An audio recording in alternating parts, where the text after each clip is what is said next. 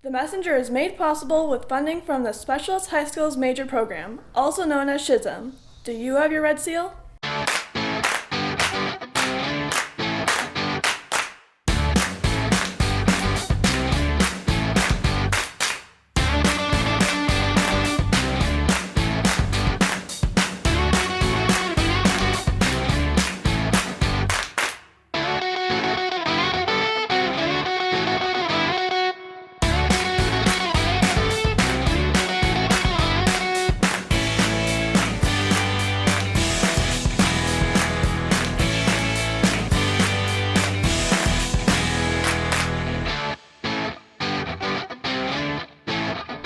Hey guys, welcome back to The Messenger. I'm Kaylee Sitt.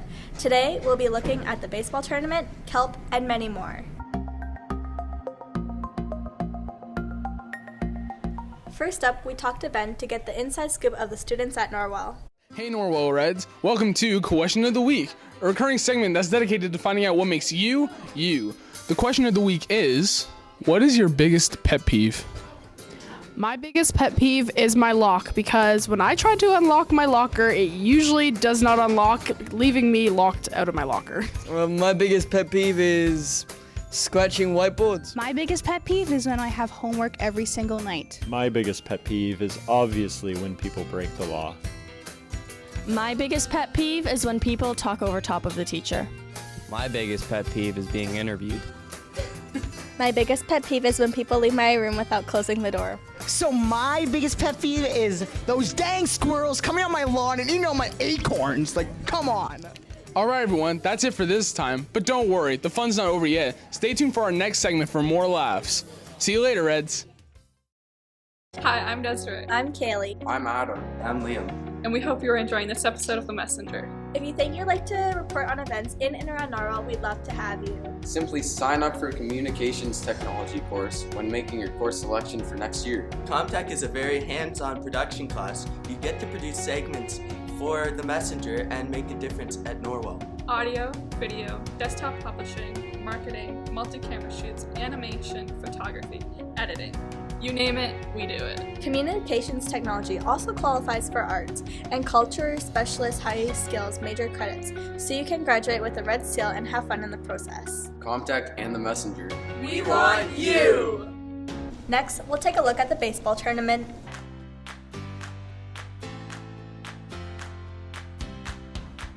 Hey guys, welcome back to The Messenger. Today we're covering the baseball tournament.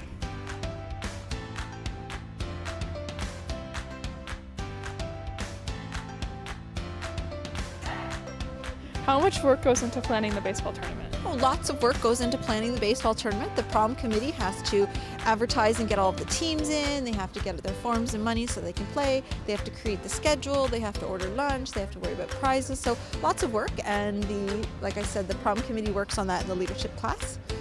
Planning for the baseball tournament on the second day of school in our business leadership class with Mrs. Douglas, and we plan it right up until the morning of, and then after that we pass everything along and move on to another event. So all money raised from the baseball tournament goes to the grade 12 prom, and any leftover money once prom has been planned and executed goes to the student council scholarships awarded to graduating students.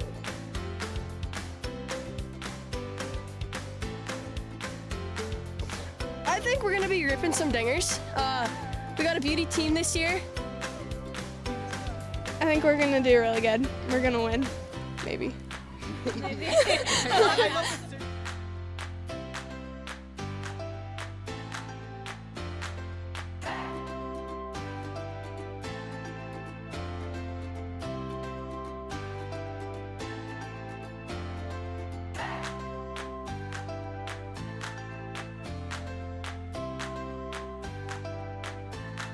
Hey guys, thanks for tuning in. You're watching The Messenger.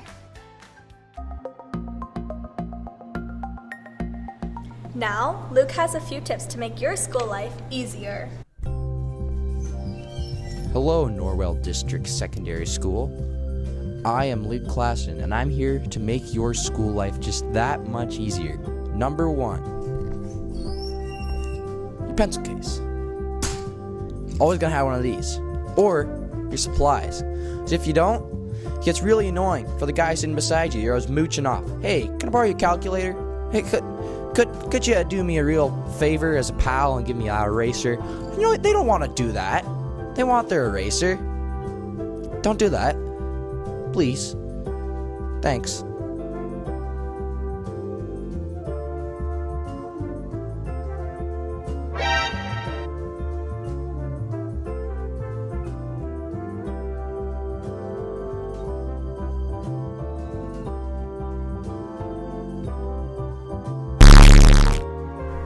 Number 2. Please do not put your gum under desks or chairs. It's just gross. Just don't do it. It's really gross. Why are you looking at me like that? I don't eat the gum under. No one eats it. It's gross.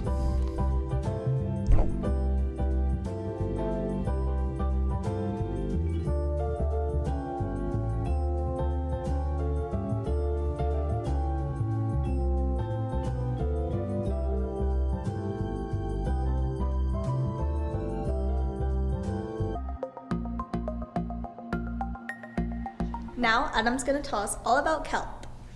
Welcome to Chit Chat with Chittick. One of the most popular courses at Norwell is CELP. I went around the school to talk to some previous CELPers about their experience and the CELP teacher, Mr. Frayne. CELP stands for Community Environmental Leadership Program. This is a program that has been at Norwell for 22 years, and it's a chance for students to challenge themselves, push their comfort zones, learn about the environment, and work as a team and have some really incredible experiences in nature.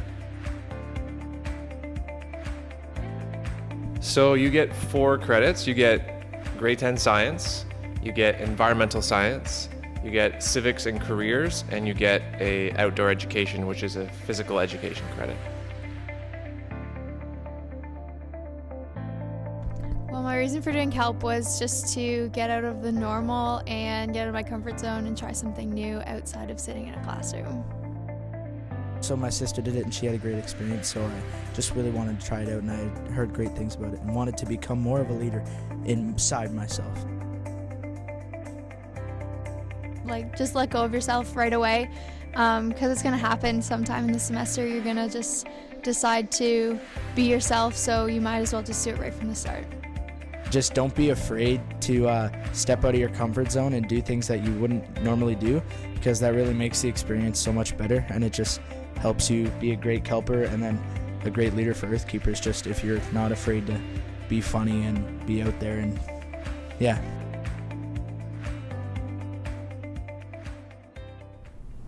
Next up, a Varsity Reds sports update.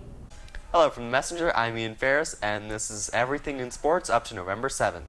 Senior girls basketball didn't have a very good start to the season, going 1-9 and missing the playoffs. When it comes to soccer, Norwell's been very good. Senior boys soccer team didn't have a very good season, going only 2 of 3, but they did happen to win in the finals. The junior boys soccer team didn't fare as well as the seniors did. They went 1-5 and lost a close game 3-2 in the finals. The Norwell senior volleyball team has done decently well, going 5-5, and they're headed to the playoffs. The junior boys volleyball team has done a very good job this year, going 9-1, and are also headed to the playoffs. Finally, Haley gives us a look of the new members of our Norwell family.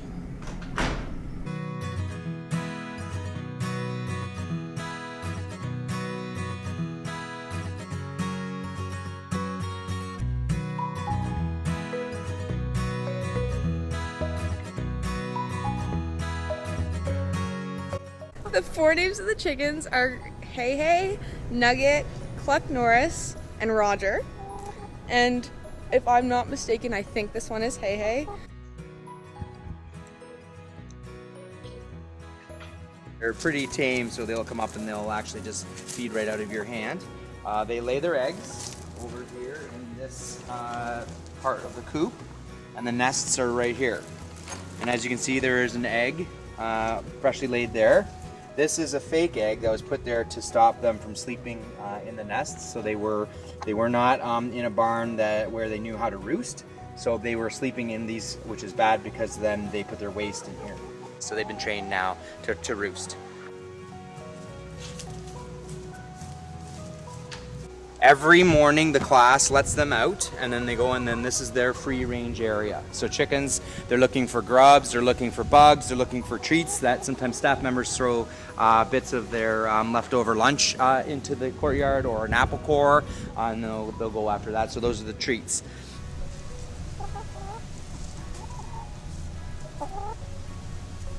Their usual laying mash is put into this feeder right here. And the class makes sure that that is kept maintained and filled. And then every day they chew out of there. But once you open up in the morning, they want to run all over and they're really like wanting to get out. This is their water. It's a pail full of water. But down underneath here, here girls, are these little metal sort of, I don't know, pins. And they peck at that and that's how they drink. The coop itself came from TSC. It took me about 5 hours to assemble. And it's extremely efficient. We are having exceptional egg production. So what you expect from laying hens when they're laying is 1 egg per hen per day. We have been getting 1.5. So in a 3-day period, I ended up with 15 eggs out of 4 chickens. So that's really a high rate of production. And I think it's because of the great environment. They're very relaxed. They're very happy. Plus, they're getting tons of like treats like this. I burn these. These are for my kids. I burnt them, so then they become food for the chickens.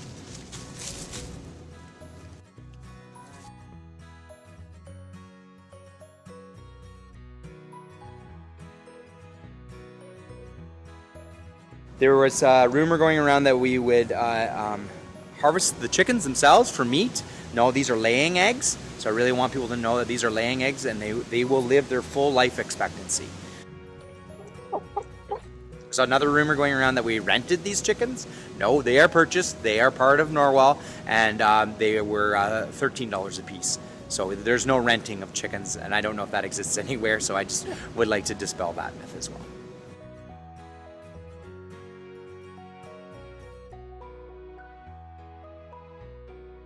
Also, a lot of people don't know they live in a hierarchy. So one, I don't know which one, but one of these chickens is the dominant, and then it rules the other 3. Then the second one rules the other 2. The third one rules only 1, and the lowest one gets ruled by everybody. And so and they know exactly who's who. So what we're gonna get is what's called a cozy coop. A cozy coop looks exactly like a flat screen TV, except heat comes out of it. And it'll just keep them nice and warm and cozy in this inside part of their coop. Chickens are highly adapted for a cold environment. So it's not really a problem that winter's coming. So basically what they've got is a down coat. So they will be warm throughout the winter. Their blood is actually hotter than human blood.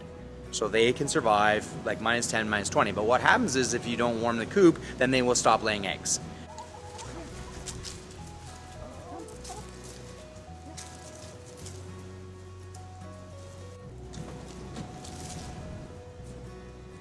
And they know me, like they come to the door now. They hear me at the door. They'll come. They know when I'm here, and so they know people. And yeah, I don't have any more. I put it in the coop.